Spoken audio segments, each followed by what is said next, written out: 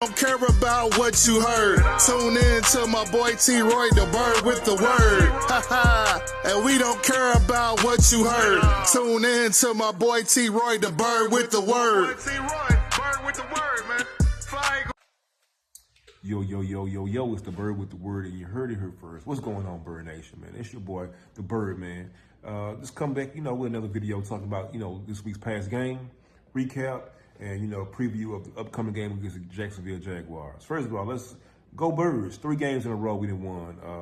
And on the cool, we should won. Right now, we should be undefeated. I'm just going to be honest with you. We should never lost the game against the Falcons. The Buccaneers game, hey, we got our butt whooped that game, but we were down our wide receivers, so that's but that's always next man up. But nevertheless, we got the dub this Sunday against the Bengals, and it was a great win. A win that you can finally take a deep breath out there and say, well, hey man, listen, this team is finally coming together and making things happen. And so I'm excited. Hopefully we can keep on building on that. This defense is looking very, very real, looking like it's going to be dominant again at front. That D-line is looking like they are gelling. Vic Fangio is doing something. He is getting these guys together. We finally got an interception in this last game. We hadn't had an interception since, I think, week 1 against the Packers when Reed Blankenship got an interception. So it was very, very refreshing to see, guys, get some interception. Isaiah Rodgers came in and was off the chain. Listen, Darius Slay is every game I'm seeing Darius Slay get hurt. Every game he's getting hurt. It's time for us to go ahead and, maybe, entertain a possible trade for Darius Slay. I mean, we got Isaiah Rodgers over here. We got Cooper DeJean over here. We got Quentin Mitchell over here. We got some boys, Kellen Ringo. We got some guys over here that's ready to make the next step. And, Big Play Slay, he has kind of worn himself a little thin here with the fans. Just his friendly nature with Michael Parsons, a division rival.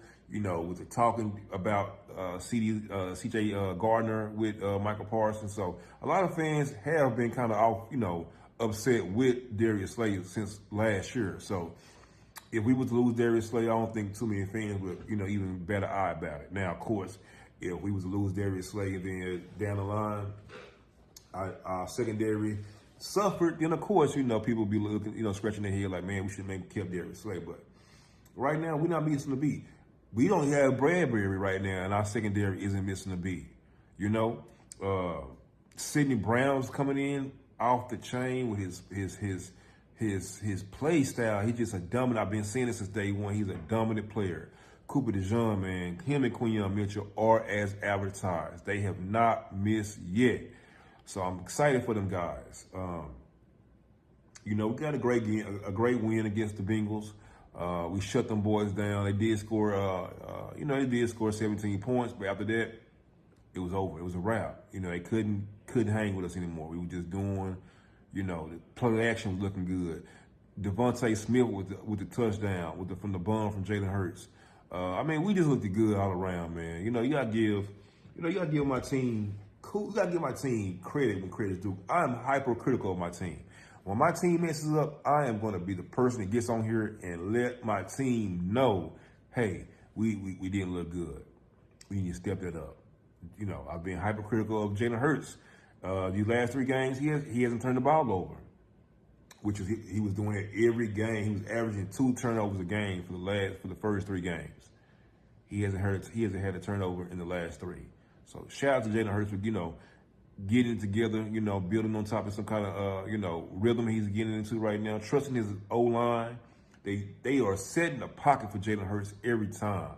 So, I'm excited about what my team can do. Of course, Malata has been out. So, and his replacement, Fred Johnson, he's been doing pretty good. Jalen Hurts took a few sacks, but, he's looking pretty good. So I'm confident in my players. I'm very, very confident. This week's game is against our old coach, Dougie P. And, Dougie P is always going to have a special place in Eagle fans' heart. Truth be told, I don't think many Eagle fans wanted Dougie P gone. I don't know any Eagle fans that wanted Dougie P gone. And I'm pretty sure I can probably count 100 Eagle fans right now. They probably would take Dougie P over Nick Sirianni any day. So look for Dougie P to come in there and try to play on some of our weaknesses or whatever he think he think he may can expose from what intel he does have from when he was our coach. Of course, all our players aren't the same players that we had when he was our coach, but of course, look for him to try to expose whatever he think he can expose. For the Jacksonville Jaguars coming up this game, it doesn't look good. Both of their wide receivers are out. They just traded their tackles today. It looks like right now they're in a dumpster sale. Right now, I mean, they're getting rid of everybody. So we should go in here and win this game. Now, let me say that we should. I don't sleep on Trevor Lawrence at all. And if you do, you're crazy. Trevor Lawrence is a good guy. I mean, he threw for over 200 plus yards last week for 2 touchdowns. So he can definitely slice up a secondary. He can definitely do that. He can escape the pocket. And he's a competitor. So, I mean, he's not somebody that's going to go in there and lay down and give up, whatever. He is a competitor to the last second of the game. Once again, we should run the ball. Let me say this. This last game we just had against the Bengals was the first game all season long that we started the game with a running play. The first 5 games or whatever, we were starting the game off with straight passes. The first play was a pass. This last game, the first play was a freaking run. Run the freaking ball. Thank you. That's all we've been asking for since last year. Run the ball. And we run the ball, we are very productive.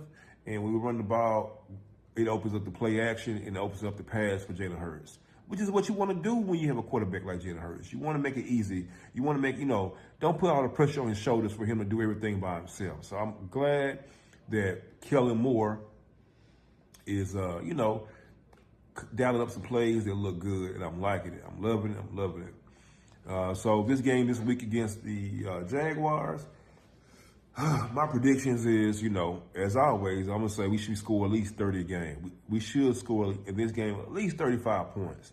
So I predict, maybe a 35, maybe 35-10 game, with the Jaguars scoring 10 points.